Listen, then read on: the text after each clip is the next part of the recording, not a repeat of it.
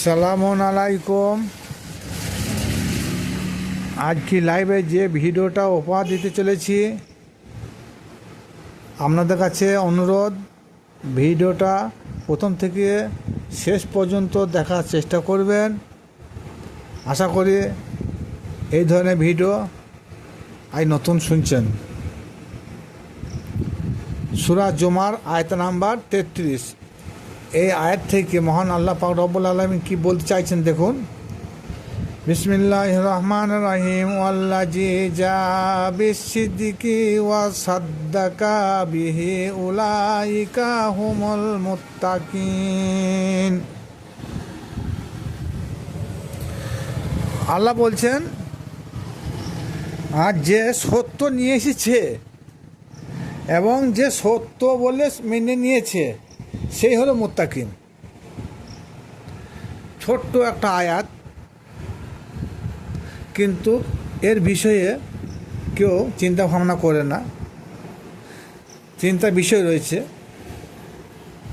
এখানে। প্রথম পয়েন্ট হলো সত্য কে এনেছে। সেটা সত্য এনেছে হুজুর পাক সাল্লাল্লাহু তাআলা আলাইহি সাল্লাম। সেটা কি? তৌহিদ বাণী। সেই তৌহিদ বাণীর লা ইলাহা ইল্লাল্লাহু মুহাম্মাদুর রাসূলুল্লাহ। নাই কোনো বিধান, নাই কোনো উপাসক, নাই কোনো ক্ষমতা মহান আল্লাহ পাক রব্বুল আলামিন ব্যতীত। তিনার প্রেরিত রসুল নবী মুহাম্মদ মুস্তাফা সাল্লাল্লাহু তাআলা আলাইহি সাল্লাম। আর যে সত্য বলে মেনে নিয়েছে, তাহলে আল্লাহ রসুল সাল্লাল্লাহু তাআলা আলাইহি সাল্লাম মক্কার জমিনে আগমন যখন করলেন, তখন 40 বছর পর তিনি কলমাত দাওয়াত দিতে লাগলেন। কলমাত দাওয়াত দেওয়ার পর তিনি কি বললেন?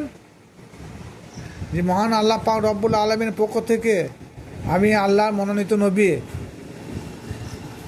আমি তোমাদেরকে ইমানে দাওয়াত দিচ্ছি, তুমি একটা গ্রহণ করে নাও। আমি একটা আল্লাহর পক্ষ থেকে সত্য বানিয়ে নিয়েছি। কিন্তু এই সত্যবাণীটা কেউ মেনে নেয়নি। এমনকি আল্লাহর রসুল সাল্লাল্লাহু তাআলা আলাইহি সাল্লামের আপনজন, চাচা, ভাতিজা যারা ছিল, কেউ মেনে নেয়নি। একজন মেনেছিল। ও আবু বকর সিদ্দিকও মানে নাই, উসমানও মানে নাই, ওমরও মানে নাই, ও সলমান ফার্সিও মানে নাই। কে মেনেছিল জানেন? 10 বছরকার বালক মাওলানা আলী আলাইহিস সালাম। আরেকটা কি বলছে? সত্যকে যে মেনে নিয়েছে, আর সত্য বলে সাক্ষী দিয়েছে, সেটা কে? মাওলানা আলী আলাইহিস সালাম। তিনি হলেন মুত্তাকিন। তাহলে সত্য আবু বকর সিদ্দিক, উসমান, উমর, আল্লাহ নবী যে তৌহিদ প্রচার করতে এলেন, সেটাকে কেউ সত্য বলে মেনে নিলেন নাই। একমাত্র মাওলানা আলী মেনে নিয়েছিলেন। তার জন্য যিনি সত্যকে মেনে নিয়েছে, তিনি সত্য সাক্ষী দিয়েছেন, তিনি হলেন মুত্তাকিন। তাহলে সর্বপ্রথম আল্লাহ তৌহিদে সাক্ষী দিলেন পুরুষদের মধ্যে মাওলানা আলী, মেয়েদের মধ্যে হুজুর পাক সাল্লাল্লাহু তাআলা আলাইহি সাল্লামের প্রথম স্ত্রী মা খাদিজাতুল কুবরা রাদিয়াল্লাহু তাআলা আনহু। তাহলে যিনি সত্যে সাক্ষী দিয়েছেন তিনি সত্যবাদী। কিন্তু আবু বকর, বর্তমান যুগে মোল্লাদের মুখে শোনা যায় আবু বকর সিদ্দিকে আকবর। তাহলে আল্লাহর নবীকে নবী বলে মেনে নিলেন, তৌহিদে সাক্ষী দিলেন সর্বপ্রথম মাওলানা আলী। কোথায় ছিল আবু বকর সিদ্দিক, কোথায় ছিল ওসমান, কোথায় ছিল উমর, কোনো খবরই নাই। আর সেই জায়গায় মাওলা আলীকে 1 নম্বরে না দিয়ে, 2 নম্বরে না দিয়ে 3 নম্বর বা 4 নম্বরে দিলেন। এগুলো হচ্ছে এনাদের মন গড়া। আল্লাহ নবী পাক সাল্লাল্লাহু তাআলা আলাইহি সাল্লাম ঘোষণা করিলেন গদির ক্ষমে যে আমি যাতে মাওলা, আমার পরে আলীও তাতে মাওলা থাকবে। তাহলে আল্লাহ নবী পরে কারা মাওলা হলো? আবু বকর, উসমান, ওমর, উসমান, অবশেষে আলী, তারপরে হাসান আলাইহিস সালাম। তাহলে এখান থেকে কী বোঝা গেল?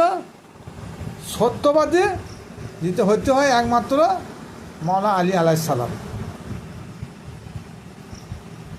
আর একটা প্রমাণ দিচ্ছি যে আবু বকর সিদ্দিকে আকবর না মাওলানা আলী সিদ্দিকে আকবর। আল্লাহ নবী পাক সাল্লাল্লাহু তাআলা আলাইহি সাল্লাম যখন নবুয়ত প্রচার করতে লাগলেন বা জাহির করলেন, কলমা তৌহিদের বাণী প্রচার করতে লাগলেন, তখন ইহুদি খ্রিস্টানরা ঈসা আলাইহিস সালামের জন্য কুমন্তব্য প্রকাশ করেছিলেন। কেউ বলেছিল ঈসাই আল্লাহ, কেউ বলছিল না ঈসা আল্লাহ ছেলে, কেউ বলছে না এটা আল্লাহ পুত্র। এই ধরনের মন্তব্য পেশ করেছিল। আল্লাহ নবী কি বলো যে তোমরা মিথ্যা বলছো, এটা মিথ্যা, মিথ্যা, এটা কখনো সত্য নয়। তার জন্য আল্লাহ পাক রব্বুল আলামিন সূরা আল ইমরান 61 নম্বর একটা আয়াত পাঠ করলেন, পাঠিয়ে দিলেন জিবরিলের মাধ্যমে। হে নবী, তুমি বলো কে সত্যবাদী, সেটা মোকাবেলা হবে, মোবালা হোক। মোবালা মাঠে আল্লাহ নবী কী বললেন? ওই ইহুদি খ্রিস্টানদের, ওরা ছিল নাজারানবাসী, ওই নাজারানবাসী ইহুদি খ্রিস্টানদের আল্লাহ নবী ডাকলেন, এসো, তোমরা সত্যবাদী না আমি সত্যবাদী, তোমরা সত্য বলছো না আমি সত্য বলছি, সেটা প্রমাণ হবে। আমি আমাদের স্ত্রীদেরকে ডাকছি, তোমরা তোমাদের স্ত্রীদেরকে ডেকে নাও। আমি আমাদের পুত্রদ্বয়কে ডেকে নিচ্ছি, তোমরা তোমাদের পুত্রকে ডেকে নাও। আমরা আমাদের নিজের নাফসকে ডেকে নিচ্ছি, তোমরা নিজের নাফসকে তোমরা ডেকে নাও। নিয়ে আল্লাহর কাছে হাত তুলে মোনাজাত করি। যে সত্য বলবে আল্লাহ পাক রব্বুল আলামিন তার দোয়া কবুল করবে, আর যে মিথ্যা বলবে তার দোয়া কবুল হবে না। আর যে সত্য বলবে তার দোয়া কবুল করলে, আর যারা মিথ্যা বলছে তার ধ্বংস হয়ে যাবে। কিন্তু আল্লাহ নবী কাকে ডাকলেন? ফাতেমাকে ডাকলেন, আলীকে ডাকলেন, আর হাসান হোসেনকে ডাকলেন। ওই নাজারানবাসী ওরা কিন্তু আর কেউ এগিয়ে আসার সাহস পেল না। ওরা জানতো যে আমরা সত্যবাদী নয়, আমরা মিথ্যাই বলছি। সুতরাং মোবালা মাঠে আল্লাহ নবী যদি হাত তুলে, তাহলে নিশ্চয় ওনার দোয়া কবুল করবে, আর ওনার দোয়া যদি কবুল হয়ে যায় তাহলে নিশ্চয়ই আমরা ধ্বংস হয়ে যাব। সুতরাং ওনারা গেলেন না, সন্ধি করলেন, তওবা করলেন, বায়াত গ্রহণ করলেন, তাহলে বায়াত গ্রহণ করে মুসলমান হলেন।